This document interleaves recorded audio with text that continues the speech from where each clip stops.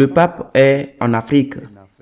Il a déjà accompli la moitié de ce voyage, car il est allé dans 2 des 4 pays qu'il s'est proposé de visiter. Il a d'abord été en Algérie, puis au Cameroun. Il lui manque l'Angola et il terminera par la Guinée équatoriale.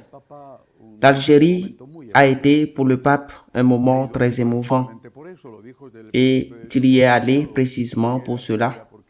Il a dit, dès le début de son pontificat, il voulait aller en Algérie parce que c'est la patrie de Saint Augustin.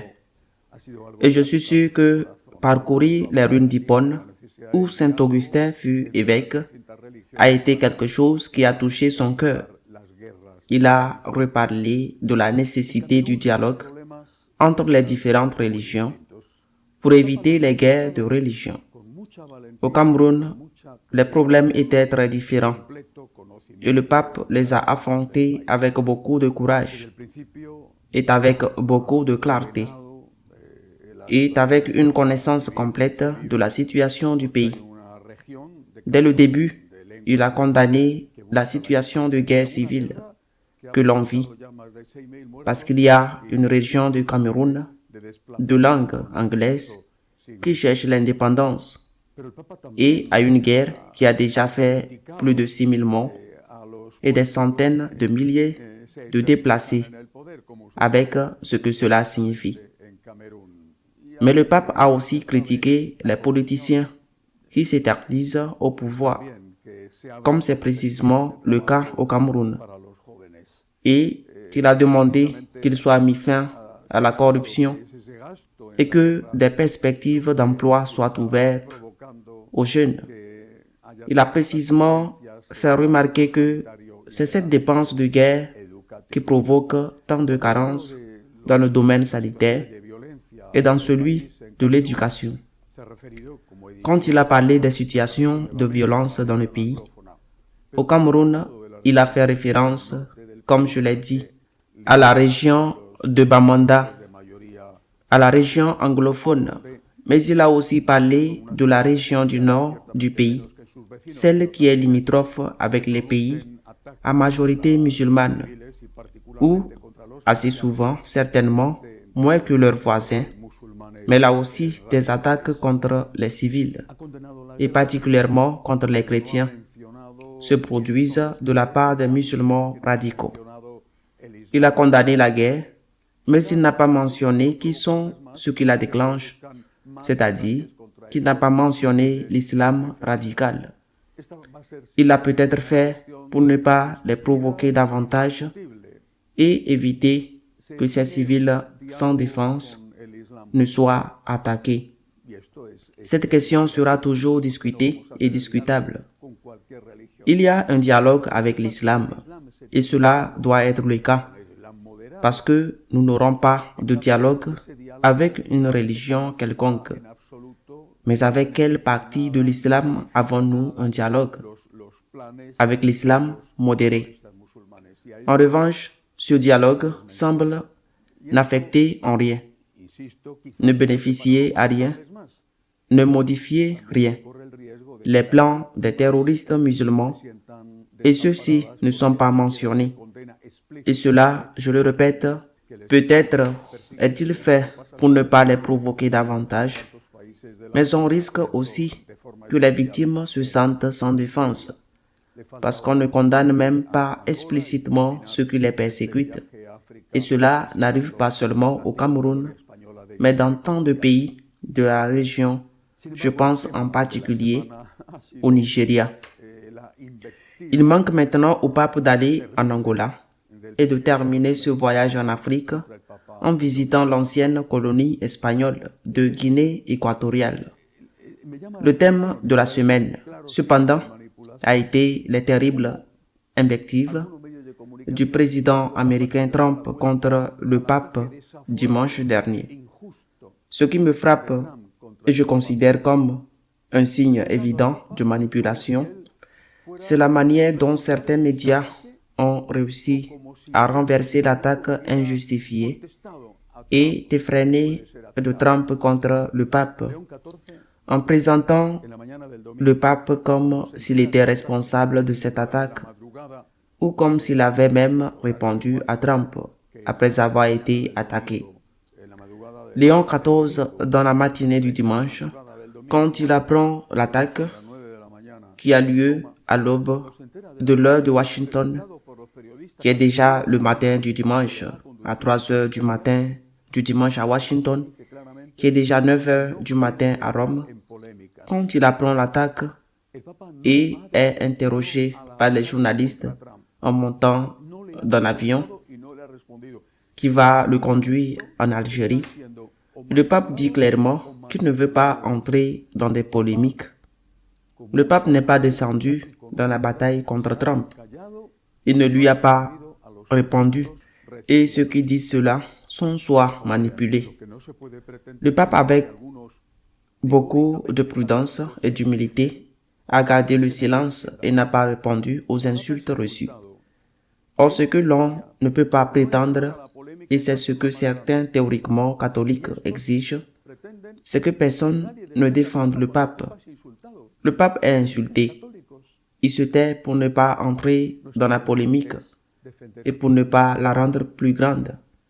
Et ceux-ci prétendent que personne ne défend le pape quand le pape est insulté et qui se disent catholiques.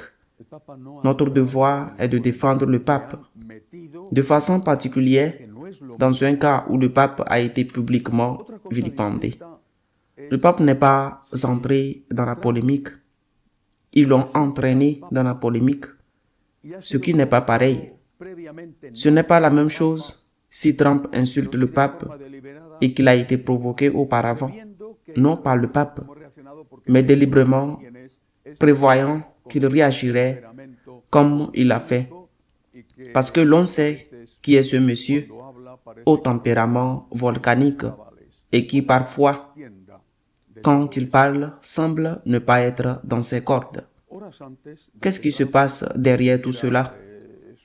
Quelques heures avant que Trump n'écrive son message séduit, si insultant contre le pape, un entretien long avec 3 cardinaux avait été présenté sur une grande chaîne de télévision américaine. Les 3 seuls cardinaux actuellement en activité aux États-Unis et les 3 de tendance libérale, voire très libérale, parmi les plus radicaux au sein du collège cardinaliste. Ces 3 cardinaux s'étaient livrés à leur guise contre Trump, à tort ou à raison, mais l'avaient critiqué par exemple sur la question des migrations, tout en affirmant que la guerre en Iran n'était pas une guerre juste. Ils avaient condamné ainsi. Quelques jours auparavant, le pape avait reçu publiquement à Paris les photos au Vatican de l'un des hommes qui ont travaillé côte à côte avec le président Obama et qui ont élaboré des éléments essentiels de sa politique, par exemple sur la question de l'avortement. De plus, quelques jours auparavant, l'archevêque militaire Monseigneur Broglio, qui a été président des évêques américains jusqu'à il y a peu, avait déclaré qu'il n'était pas sûr que la guerre en Iran soit une guerre juste. Il n'a pas dit que ce ne l'était pas, comme l'ont dit les autres cardinaux. L'archevêque a dit qu'il n'en était pas sûr et a dit aux militaires américains, qui sont 1,8 million catholiques, que s'ils recevaient des ordres qu'ils considéraient comme allant contre leur conscience, ils ne doivent pas y obéir. Pour couronner le tout, le pape lui-même a prononcé ces mots immédiatement après que Trump ait déclaré qu'il était prêt à détruire une civilisation millénaire comme celle de l'Iran. Un autre est brusque, mais ce sont ces mots. Le pape a dit que Dieu n'est pas avec ceux qui brandissent les armes. Il n'a pas dit, n'a pas ajouté ceux qui brandissent les armes dans une guerre qui n'est pas juste. Il a dit cela. Tout cela signifie pour beaucoup qu'il y a eu une coordination d'action visant à provoquer Trump, sachant qu'il était très probable que Trump réagisse comme il l'a fait, avec une attaque féroce et injustifiée contre le pape. Sachant que Trump allait réagir de cette façon, ou qu'il allait probablement réagir de la même manière. Il n'y a pas eu d'opération dirigée contre cette action de Trump, contre cette réponse démesurée de Trump dans le but de lui faire du mal devant une partie des catholiques américains qui l'ont voté, afin qu'ils ne votent plus pour lui, parce qu'il ne faut pas oublier que nous sommes déjà dans un contexte préélectoral. Si c'est ce qui s'est passé, si cela a été prémédité et organisé pour provoquer la réponse de Trump, cela ne justifie en aucun cas les insultes de Trump. Ce sont des choses injustifiables et le pape doit être défendu parce qu'il ne les mérite pas. Mais après cela, bien que le pape ait gardé le silence et se soit concentré sur son message dans les pays d'Afrique qu'il visite, il y a aussi eu d'autres choses cette semaine. Tout d'abord, quelques déclarations du vice-président Vance, qui est un catholique pratiquant, converti, où il a fait référence aux paroles du pape lors de cette messe, où il a dit que Dieu n'est pas avec ceux qui brandissent les armes. Et Vance dit que le pape aurait dû dire ceux qui brandissent les armes dans une guerre injuste. Et il a donné comme exemple la lutte contre Hitler en Europe, où d'ailleurs tant de milliers de soldats américains sont morts précisément dans cette bataille, dans cette guerre pour la libération de l'Europe du nazisme. Vance a raison. Le pape aurait dû dire qui tient les armes dans une guerre qui n'est pas juste. La conférence épiscopale américaine a répondu à Vance en disant que cela avait été entendu, les paroles du pape, et en rappelant quelque chose qui est vrai. Le pape, n'importe quel pape, l'ont toujours fait ainsi. Ils ont le devoir de demander la paix, d'exhorter à la paix et d'exhorter au dialogue, parce que c'est leur mission spirituelle. Ils ne sont pas des politiciens, et cela a été fait par Saint Jean-Paul II. Cela a été fait par Benoît XVI. Cela a été fait par tous les papes, du moins de l'époque moderne. Nous ne remonterons pas aux croisades, que le pape aurait dû inclure le mot guerre juste quand il a parlé ainsi, était dans le contexte. Vance a raison parce qu'il dit qu'il ne l'a pas inclus. Les évêques américains ont raison parce qu'ils disent que cela était entendu. Mais cela nous amène à une autre question fondamentale. La guerre en Iran est-elle juste? L'une des caractéristiques qu'une guerre doit avoir pour être juste est qu'elle soit défensive.